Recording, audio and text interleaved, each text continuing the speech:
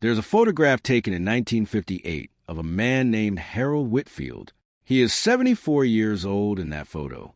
He is standing in front of his farm in rural Ohio, arms crossed, sleeves rolled up to his elbows, and his forearms look like they belong to a man half his age. No gym, no protein shakes, no biohacking.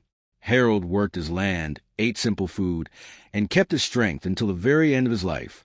He never lost what so many people today start losing in their 40s. My name is Dr. Samuel Prescott. I've spent over 2 decades studying the biology of aging muscle. Not the kind of aging that shows up in a mirror, but the kind that happens quietly deep inside the tissue long before you feel it. And I want to ask you something before we go any further. When was the last time you felt genuinely strong? Not just functional, truly strong.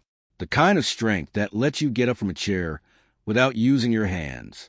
The kind that makes climbing a flight of stairs feel like nothing.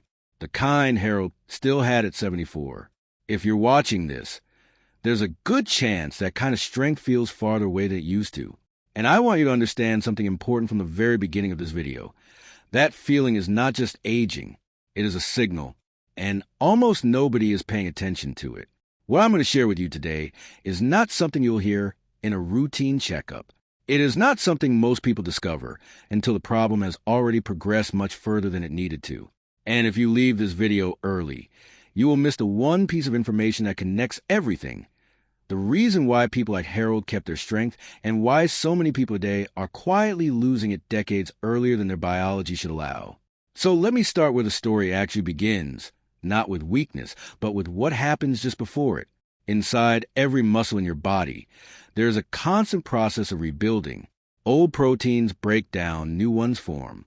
Signals travel between cells telling your tissue to maintain itself, to stay dense, to stay functional. This process runs quietly in the background every single day, and when it works correctly, you never notice it. You just feel capable. You just feel like yourself. But at some point, and this is what most people miss, that process starts to slow down. Not suddenly, not dramatically, slowly, over months and years. The signals that tell your muscle to rebuild become harder to hear. The tissue starts to respond less efficiently. You lose a small percentage of muscle mass each year. And because it happens gradually, you adapt to it. You start sitting down more. You reach for the handrail. You avoid the stairs. You tell yourself it's just getting older. And the system keeps quietly degrading. This process has a clinical name. Researchers call it sarcopenia. But that word doesn't capture what it actually feels like from the inside.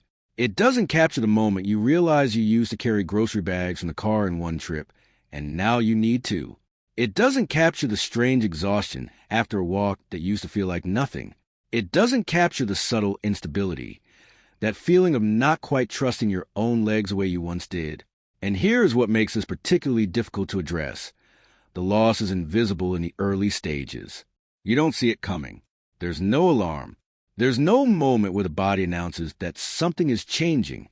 It just happens, over time, beneath the surface, until one day the gap between who you were and who you are becomes too wide to ignore. Now I want to explain the mechanism, because once you understand what's actually happening, everything else in this video will make complete sense. The muscle tissue in your body is not static. It is dynamic, constantly responding to 2 types of input: physical stimulus and nutritional signal. When those 2 inputs are adequate, the muscle maintains itself. When they are not, and this is the key, the body enters what researchers describe as a state of anabolic resistance.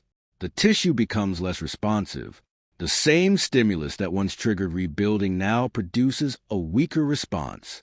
The same nutrition that once supported maintenance now falls short. Think of it like a conversation between your brain and your muscles. When you're young, that conversation is loud and clear. Every signal gets through. But over time, the line starts to have interference. The signals get quieter, and the muscle, not receiving clear instructions, starts to reduce its investment in maintenance. It starts to shrink, slowly, steadily, silently. What accelerates this process is something researchers have identified as chronic low-grade inflammation. This is not the inflammation you feel when you sprain an ankle. This is a subtler, Systemic state, a background noise in the body that interferes with the very signaling pathways that keep muscle healthy. And it becomes more prevalent with age, with poor sleep, with nutritional gaps, with inactivity. It is, in many ways, the hidden engine behind accelerated muscle loss. This is also why Harold Whitfield kept his strength. Not because he had exceptional genetics, not because he had access to advanced nutrition, but because his daily life, the physical demands of farm work, the simplicity of whole food eating, the absence of the chronic stress and processed food environment we now live in, was providing his body with exactly what it needed to keep that conversation between brain and muscle loud and clear.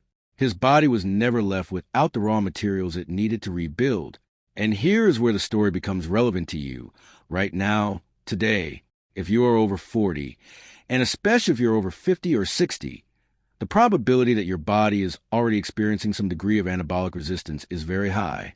The question is not whether the process has started. The question is how far along it is, and whether you are giving your body what it needs to slow it down. There are specific signs that suggest the system is already compromised. Difficulty rising from a seated position without using your arms.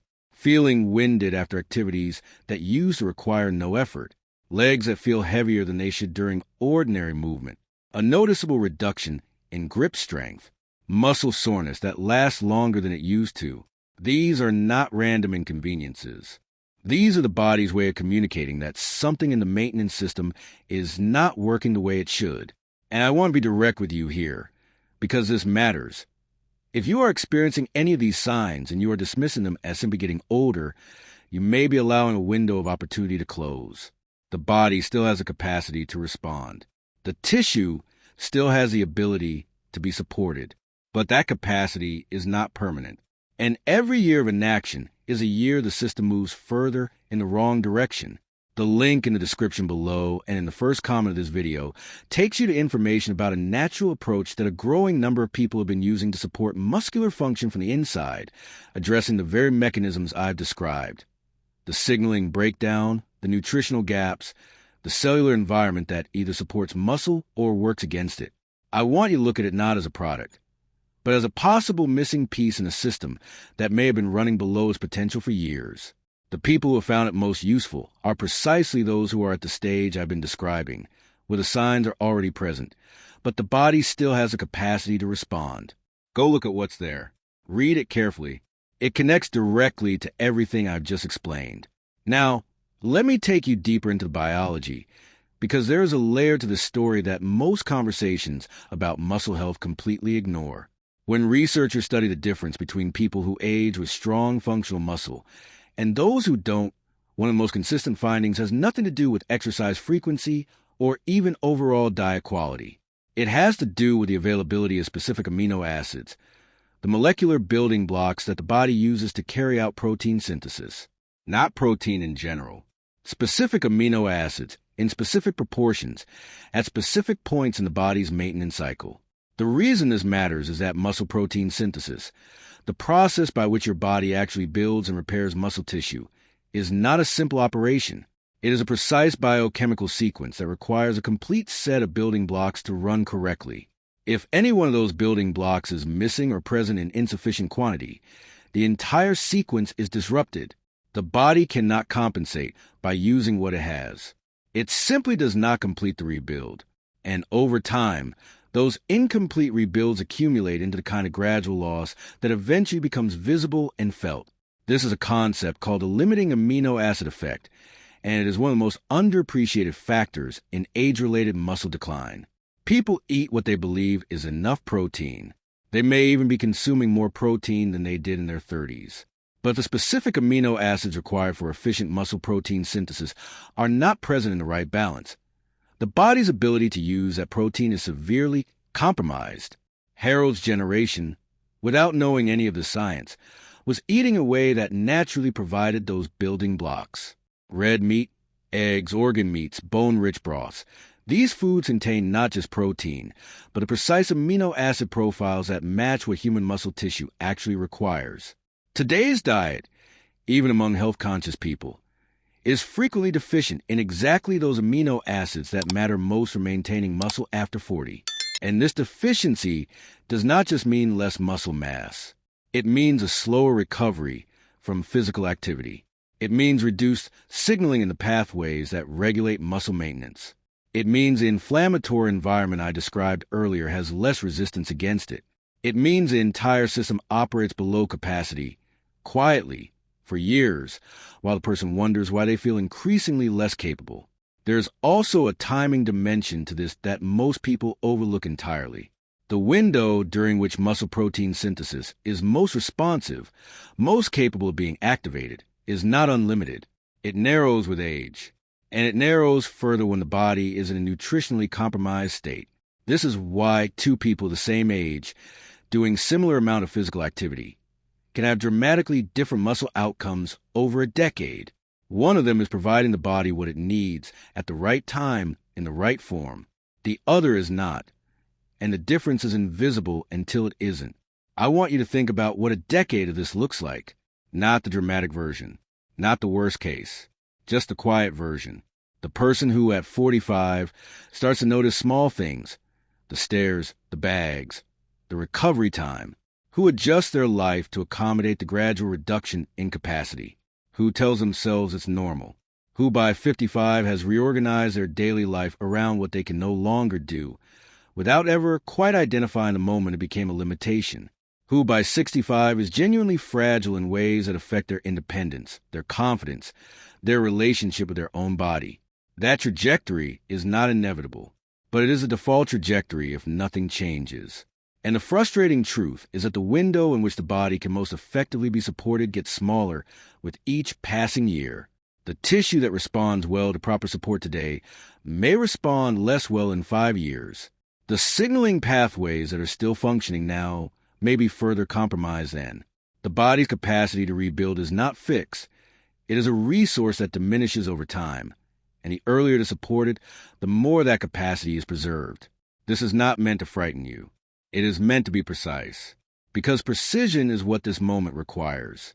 If you are watching this and you recognize yourself in what I've described, if the signs are familiar, if the trajectory feels uncomfortably close to your own experience, then I want you to understand that what you do in the near term matters enormously, not in a vague, general sense, in a specific biological sense. The body is still responsive. The system is still capable of being supported. But the window in which that support produces meaningful results is not open forever. The information in the link below, in the description, and in the first comment of this video, is specifically about addressing the mechanisms I have walked you through today. The amino acid availability, the signaling environment, the biological foundation that either supports muscle maintenance or allows it to degrade. The people who have engaged with it seriously are the ones who recognized, as I hope you're recognizing now, that this is not a cosmetic issue. This is a functional issue. This is about whether 5 years from now, 10 years from now, you are the person who is still capable, still independent, still physically present in your own life, or whether you're the person who quietly surrendered that capacity because the warning signs were there and nothing was done. Go to the link in the description. Go to the first comment. What you find, there's a natural approach built around the science I've described. The 8 essential amino acids that give the body the building blocks it needs to support muscle function, to respond to physical activity, to maintain the tissue that makes strength possible. It is not a dramatic claim. It is a targeted, logical response to a specific biological problem, and it is available to you right now, while your body still has the capacity to respond to it. Harold Whitfield lived and worked and stayed strong because his body was never left without what it needed. That is still possible, but it requires a decision. And the best time to make that decision is before the cost of not making it becomes impossible to ignore. The link is below. Take a look. Your body is still listening.